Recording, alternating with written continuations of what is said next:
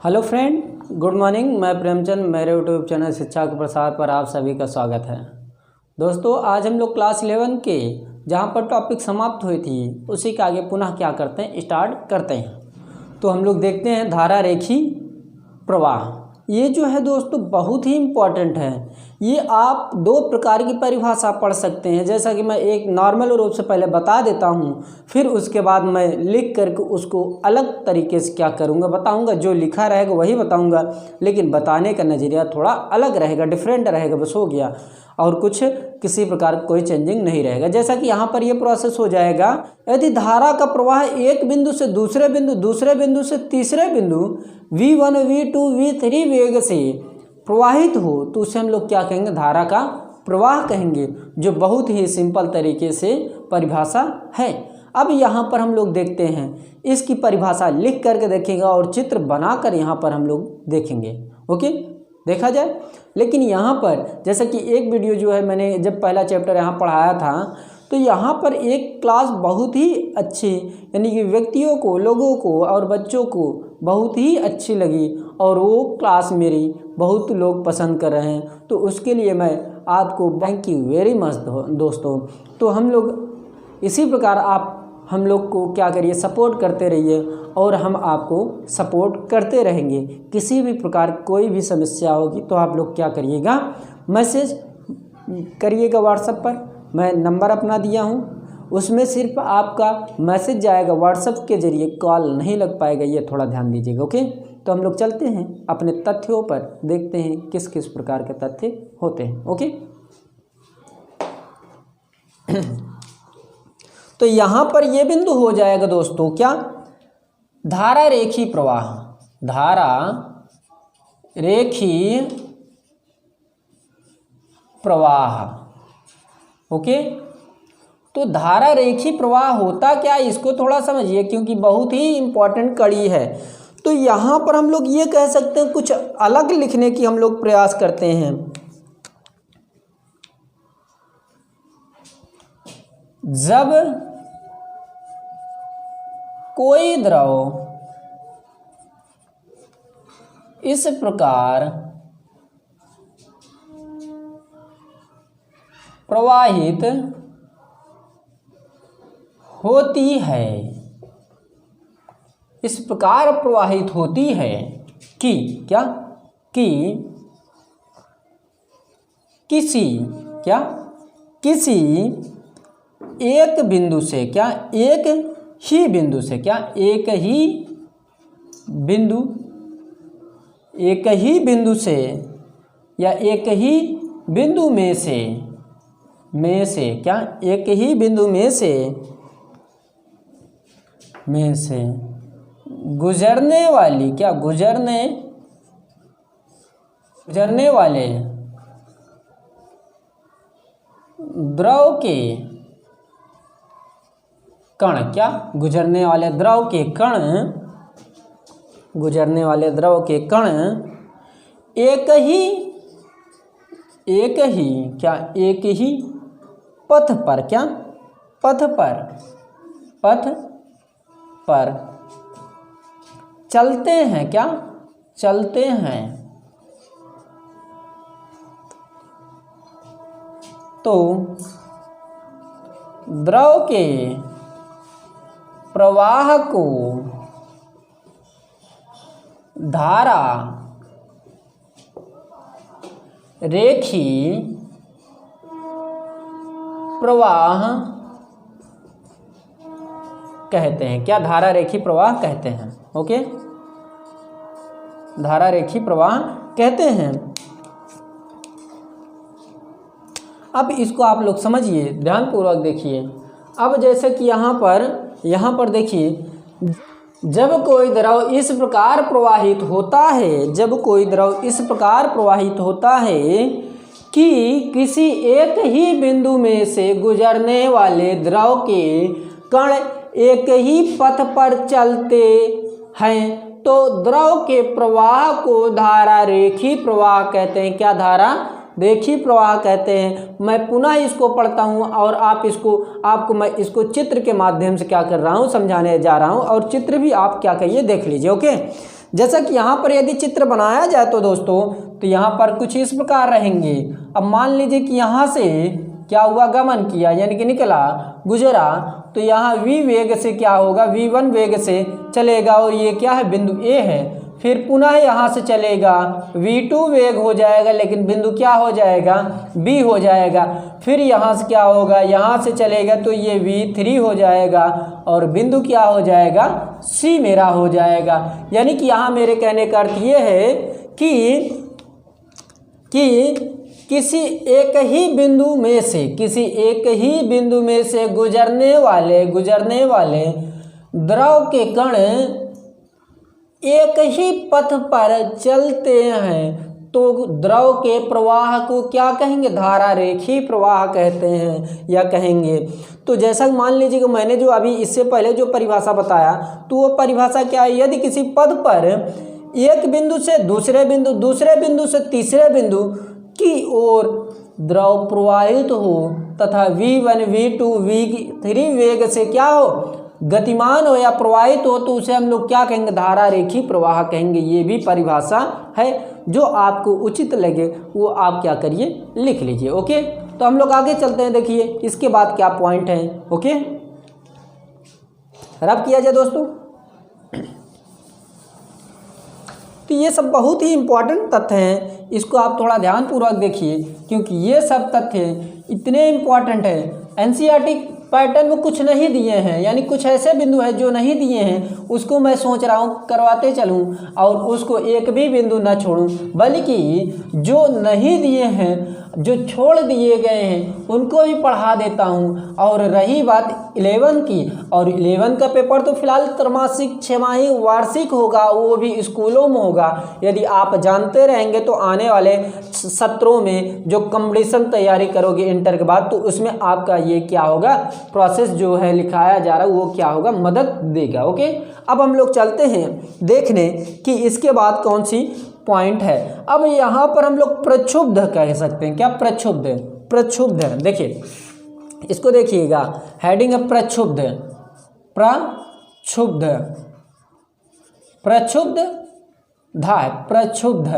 या क्या, प्रक्षुब्ध, या हम लोग ये कह सकते हैं विक्षुब्ध। क्या, विक्षुब्ध का प्रवाह। क्या, प्रवाह, ये क्या है, प्रवाह है। तो ये जो बिंदु है ये भी क्या है, बहुत ही सरल है और यूनिक तरीके से आप इसको क्या कर सकते हैं, परिभाषित कर सकते हैं। लेकिन परंतु मैं इसको पहले परिभाषा ना लिख करके बल्कि इसकी चित्र को क्या करता हूँ, बनाता हूँ। यहाँ देखिए इसके चित्र जो हैं, इसका जो चित्र है बहुत ही सिंपल है, इसको थोड़ा ध्यानपूर्वक देखिएगा, क्योंकि ये चित्र आपको जो श्यानता है दोस्तों, श्यानता जो है, श्यानता में आपको थोड़ा ध्यानपूर्वक पढ़ना पड़ेगा। और इसके बाद श्यानता के बाद कुछ ऐसे तथ्य आएंगे जो आपको इतने नए नए चीज़ों से अवगत कराएंगे कि आप वास्तव में जानेंगे कि फिजिक्स का महत्व क्या होता है। हम लोग का जो दैनिक क्रियाएं होती हैं उसमें हमारी फिजिक्स की क्या वैल्यू है, उसमें यदि हम जो खा पी रहे हैं, जो क्रियाएं कर रहे हैं, उसमें क्या महत्व है फिजिक्स का, आपका वहाँ पर क्या होगा, वर्णन किया जाएगा और एक महत्वपूर्ण बिंदुओं के साथ वर्णन किया जाएगा। जैसा कि मैं पिछले क्लासों में पाइसन का नियम पढ़ाया हूँ, उसी प्रकार एक नियम है पास्कल का नियम, और पास्कल का नियम इतना ही इम्पोर्टेंट है जितना कि पाइसन का अनुपात क्या था, इम्पोर्टेंट था। लेकिन यहाँ जो पास्कल का नियम है बहुत ही इम्पोर्टेंट है दोस्तों, बहुत ही इम्पोर्टेंट है। आप इसको थोड़ा हल्के मत लीजिएगा, क्योंकि ये बहुत ही इम्पोर्टेंट है और ये अधिकतर पूछा जाता है प्रश्नों में, ये अधिकतर पूछा जाता है प्रश्नों में।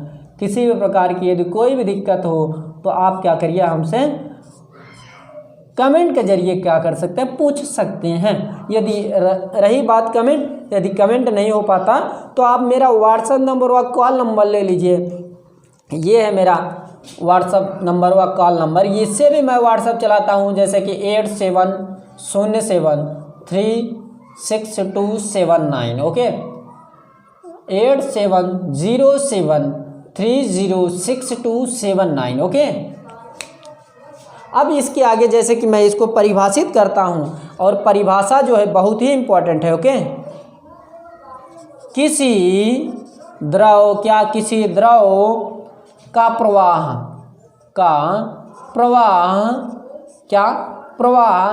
धारा रेखी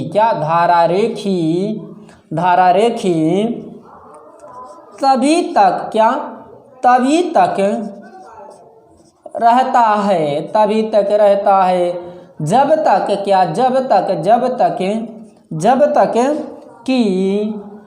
तक कि उसमें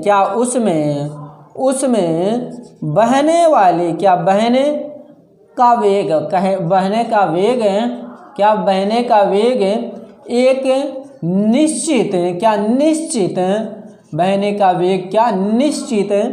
निश्चित मान से कम लेगा। क्या निश्चित मान से क्या होगा? कम लेगा। क्या कम लेगा? अब इसको समझिए। निश्चित मान से कम रहता है। क्या कम रहता है? ओके, कम रहता है।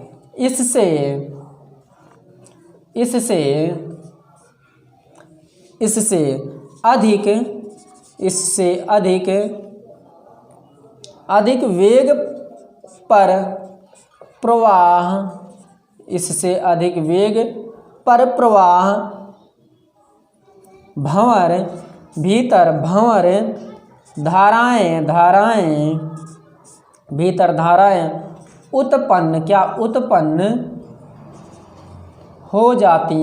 उत्पन्न हो जाती हैं। ओके, उत्पन्न हो जाती है। तो इसको हम लोग देखेंगे, ध्यानपूर्वक देखिए। ये जो है बहुत ही इम्पोर्टेंट है।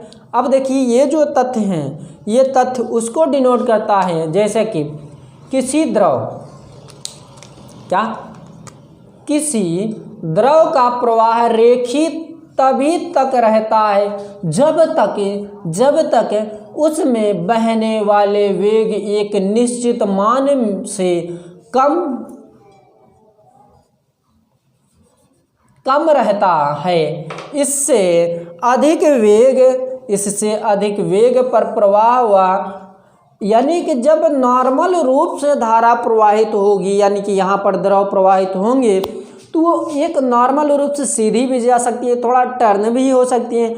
यदि यही अधिक वेग से क्या किया जाए, प्रवाहित की जाए, तो वह क्या हो सकती है? तीव्र गति से आगे भी निकल सकती है और मुड़ भी सकती है, टेढ़ी मेढ़ी भी हो सकती है, थोड़ा डाउन भी हो सकती है और अप भी हो सकती है। तो ये हो जाएगा क्या? जब वेग क्या रहेगा? अधिक रहेगा, तो टेढ़ी मेढ़ी हो जाती है, तथा द्रव के भीतर भंवर धाराएं उत्पन्न हो जाती हैं। कब? जब तीव्र गति से द्रव क्या होगा? प्रवाहित होगा, यानी कि जो मेरा वेग है वो क्या होगा? अधिक तीव्र रहेगा। तब ये प्रोसेस क्या निर्भर करता है? किस पर? ये प्रवाह पर निर्भर करता है। ये जो टेढ़ी मेढ़ी है, सीधी भी गई है और राउंड अप भी ली है, ये प्रोसेस क्या है? इस पर है। ओके, तो हम लोग चलते हैं एक ऐसे बिंदु पर जो बहुत ही इम्पोर्टेंट है। ओके, ये देखिए, जो चैप्टर, ये सेकंड चैप्टर है, और सेकंड चैप्टर में मैं 3 बिंदुओं को 3 चैप्टर मिक्स करके एक चैप्टर में कन्वर्ट करने की कोशिश कर रहा हूँ, जो वही प्रोसेस बार बार दिखाया जाएगा। दूसरा चैप्टर है, दूसरा चैप्टर बहुत ही इम्पोर्टेंट है। इसमें आपको बहुत से नए नए तथ्यों को देखने को मिलेगा। जैसे कि इसको रब किया जाए दोस्तों, तो ये थोड़ा ध्यान दीजिएगा, क्योंकि आपके जितने भी मित्र हैं उनको आप थोड़ा ये बताइए कि ये चैनल इस प्रकार चल रहा है, इस पर ये मटेरियल मिल रहा है, और शायद हो सकता है, जैसा कि मैं आज से नहीं कई दिनों से ये कह रहा हूँ कि आपकी इंग्लिश मैथ की क्लास चलने वाली है। कुछ कारणवश होगा जो नहीं चल पा रहा है, ये आप थोड़ा सोचिए, क्योंकि यहाँ पर तो हम लोग झूठ तो बोल नहीं सकते। क्यों?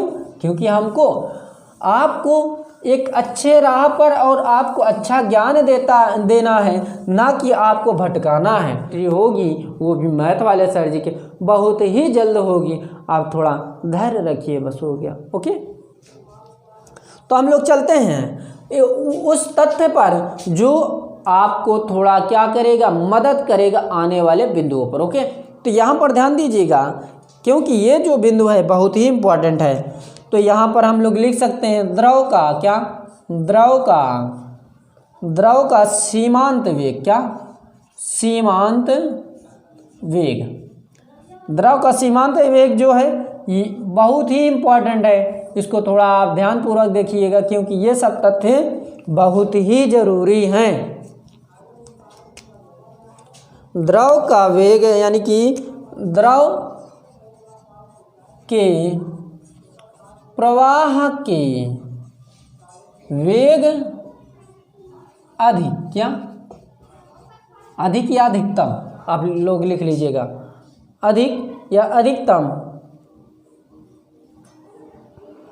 जहां क्या, जहां तक द्रव का प्रवाह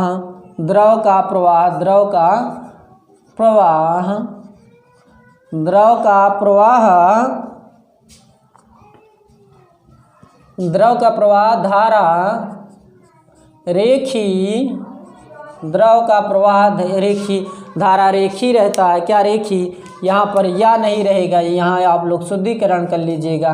धारा रेखी जो VC से प्रदर्शित करते हैं, क्या VC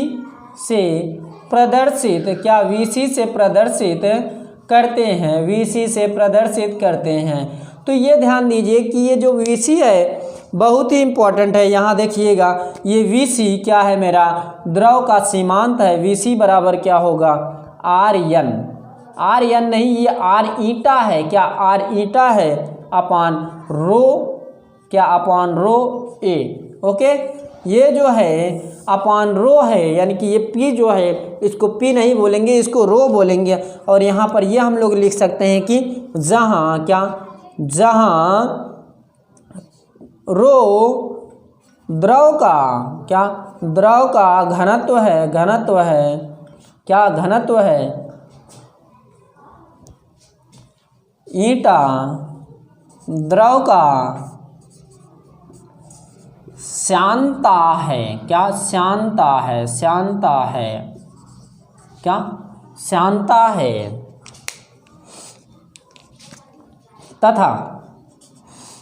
तथा नली या इस प्रकार हम लोग लिख सकते हैं, तथा ए नली की त्रिज्या है, क्या त्रिज्या है। ओके, त्रिज्या है, तथा R रेनॉल्ड अंक है। ओके, अब इसको समझिए क्योंकि ये बहुत ही इम्पोर्टेंट है। अब जैसा कि यहाँ पर आप लोग थोड़ा विशेष ध्यान दीजिएगा कि ये जो तथ्य है, जैसे द्रव का सीमांत वेग, ये द्रव का सीमांत ये निर्धारित करता है कि द्रव के प्रवाह के वेग अधिक जहाँ तक द्रव प्रवाह रेखी रहता है उसे क्या कहेंगे, उस द्रव को सीमांत वेग कहते हैं और इसको VC से प्रदर्शित करते हैं। और रही बात इसकी खोज रेनॉल्ड नामक वैज्ञानिक, क्या रेनॉल्ड, ये जो है रेनॉल्ड नामक वैज्ञानिक हैं, रेनॉल्ड नामक वैज्ञानिक हैं जिन्होंने इस सीमांत वेग का क्या किए, प्रतिपादन किए। और इसके अनुसार सीमांत वेग का क्या किया, प्रतिपादन किए। और यहाँ पर रेनाल्डो ने अपने नाम पर ही इसको क्या रख दिया, रेनॉल्ड अंक कह दिया, कैपिटल R। तो यहाँ पर हम लोग ये कह सकते हैं जहाँ P अर्थात रो द्रव का घनत्व है, ईटा द्रव का श्यानता है, तथा A नली की त्रिज्या है, क्या A नली की त्रिज्या है आर क्या है, रेनॉल्ड अंक है, क्या रेनॉल्ड अंक है। तो इसके आगे हम लोग क्या करते हैं, ये बिंदु देख चुके हैं और इसके आगे देखेंगे कुछ ऐसे तथ्य जो बहुत ही इम्पोर्टेंट रहेंगे। ओके, तो ध्यान दीजिएगा। तो इसके आगे हम लोग वेग प्रवणता देख लेते हैं थोड़ा, तब उसके बाद आने वाले क्लासों में हम लोग नए नए तथ्यों क्या करेंगे, फोकस डालेंगे। ओके, तो यहाँ ध्यान दीजिएगा, बहुत ही इम्पोर्टेंट तथ्य हैं। ओके,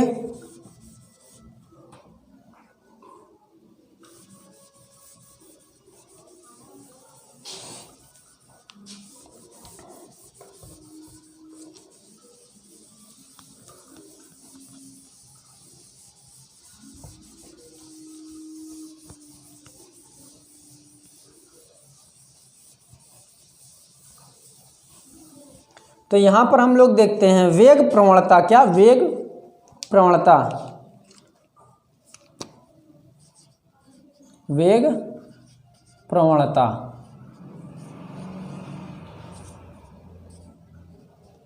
वेग प्रवणता। ओके, वेग प्रवणता जो है बहुत ही इंपॉर्टेंट है, इसको आप ध्यान दीजिएगा।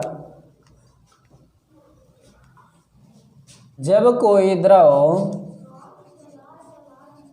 इस प्रकार प्रवाहित होता है, इस प्रकार प्रवाहित होता है कि उसकी भिन्न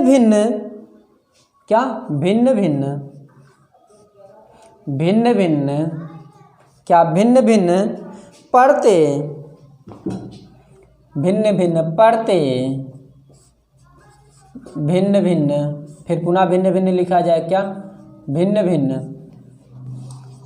वेग से, क्या भिन्न भिन्न वेग से, भिन्न भिन्न वेग से, क्या भिन्न भिन्न वेग से गति करती है, गति करती है, क्या गति करती है। तब देखिए, अब इसके बाद देखिए, तब डबल इन्वर्टेड कॉमा में आप लोग लिखिएगा, तब द्रव के प्रवाह में लंबवत दिशा, क्या लंबवत दिशा में सापेक्ष, क्या लंबवत दिशा में दूरी के सापेक्ष वेग परिवर्तन की दर, क्या वेग परिवर्तन की दर, वेग परिवर्तन दर को द्रव का वेग, क्या द्रव का वेग प्रवणता कहते हैं, क्या वेग प्रवणता कहते हैं, वेग प्रवणता कहते हैं। ओके, वेग प्रवणता कहते हैं। इसके आगे आप लोग थोड़ा देखिएगा, इसका मात्रक, क्या इसका मात्रक